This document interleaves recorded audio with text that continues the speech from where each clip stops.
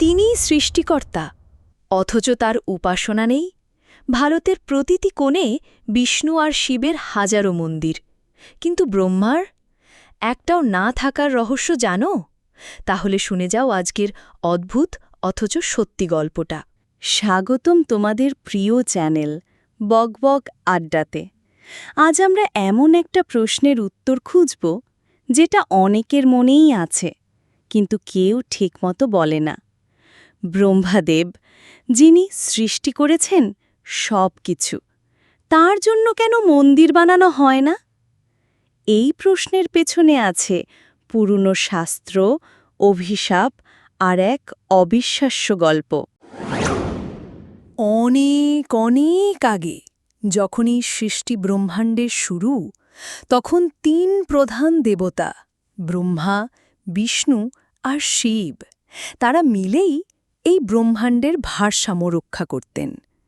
ব্রহ্মার কাজ ছিল সৃষ্টির, মানুষ, পশু, প্রকৃতি, দিক, ভাষা সবই তার হাতে গড়া।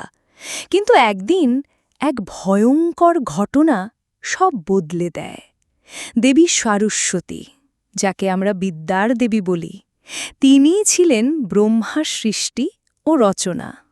কিন্তু পুরাণে বলা হয় ব্রহ্মা নিজেই একসময় সরস্বতীতে মুগ্ধ হয়ে যান, তার প্রতি আকর্ষিত হয়ে 5টি মাথা পর্যন্ত ধারণ করেন, যাতে যে দিকেই দেবী যান তাকাতে পারেন।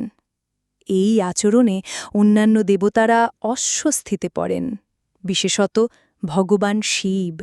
তিনি ব্রহ্মার এই কাজকে অশোভনীয় ও অসামঞ্জস্যপূর্ণ বলে মনে করেন।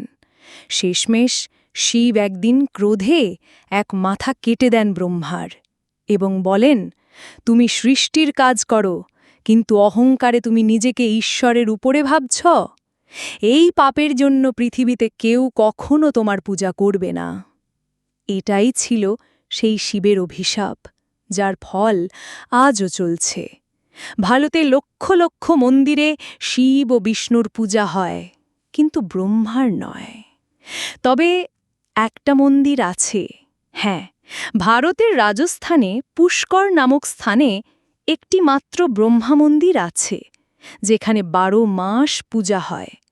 কিন্তু পুরাণ অনুযায়ী এই মন্দির তৈরি হয়েছিল একটি বিশেষ ঘটনা থেকে, যেখানে ব্রহ্মা একটি যজ্ঞে অংশ নেন, কিন্তু তার স্ত্রী সরস্বতী দেরি করায় তিনি অন্য এক নারীকে বিয়ে করে যজ্ঞ শুরু করেন। এই রাগে সরস্বতী তাকে অভিশাপ দেন, তুমি পুষ্কর ছাড়া আর কোথাও পূজিত হবে না। তাই আজও পুষ্কর ছাড়া ভারতের কোথাও ব্রহ্মার পূজার প্রচলন নেই। ভালো খারাপ, সৃষ্টি ধ্বংস, সবই এই বিশ্বচক্রের অংশ।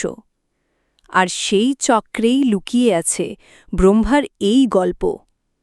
তুমি কি ভাবো, অহংকারী কি ব্রহ্মার এই একাকিত্বের কারণ, নাকি এটা একটা গভীর ধর্মীয় রীতির অংশ?